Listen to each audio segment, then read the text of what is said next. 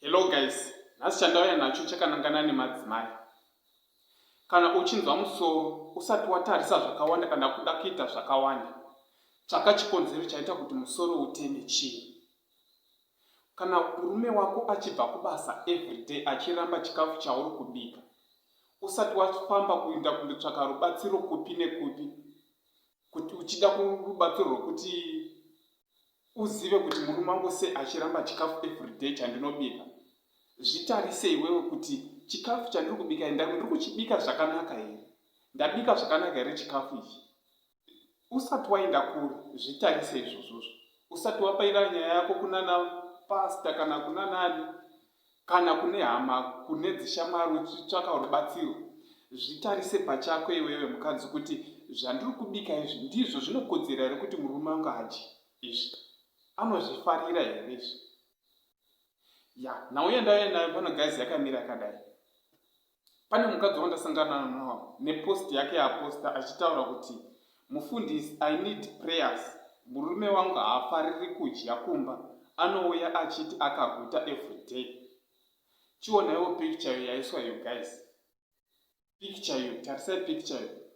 Fishi kwadzo, muto wachona wakaita mvura pawo, zvimadomasi pazvo, sadza rachona rakaitwa zvimabhanzi pazvo. Onaiwo guys, zvonerewo kwakuti murume angadya here pakadai. Anotobva akatoguta. Ende fishi dzachona hameno dzatobikwa dzikaibva here papa. Saka zvandichaita guys ndezvekuti ndichakupai makomenzi andauya nawo panapa. Comment yekutanga hanzi kikiki muto uyo umwe ndobva ataura kuti angakona kuguta naiwo mashura ari mundiro kana kiti chaiyo, izvo haidyi. Umwe ndobva ataura kuti I can smell fish iyo pafoni. Umwe akataura kuti ndiani angagarire kuraura fishi mbishi mugungwa remuto wejongwe uyu.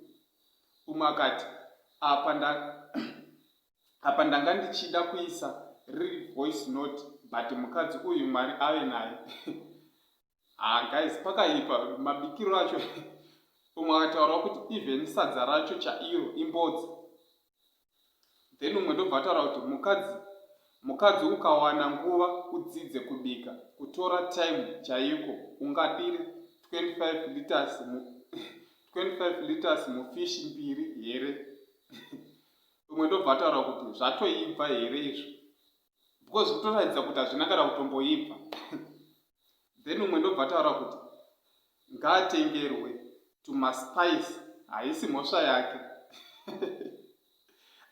Asi dzimwe nguvawo zvimaspice zvisi zvine zviripo, but pane pakaipa. Umwe akati yakaibva here iyi. Then umwe ndobva ati vamwe kungozadza machubhu chete. Machubhu edumbwa. Umwe akataura kuti kana kutumburwa hadzina. Then umwe ndobva ataura kuti yuwi ko chirudzii ichi. Umwe akati haadi munamato uyo, join magroup ekubika adzidze. Hashuwa zvimwe zvidi maprayers. Hazvitombodi kana munamato zvino.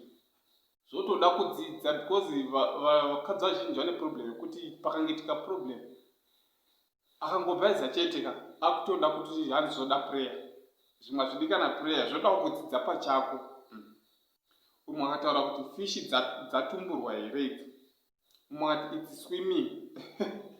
Then umwe ndobva ati the prophet said to him, Basop, don't eat that food when that witch wants to finish you off. Umwe akataura kuti domasi paro, hanyana payo, zitye paro, tumisuwa tutatu murume ari panzara uyu. Tumisuwa tutatu murume ari panzara uyu. Umwe akataura kuti rega anodya pazvoibva mipanda yako. Amene kuti mipanda chii. Umwe akataura kuti kana uchimuda unomudzidzisa.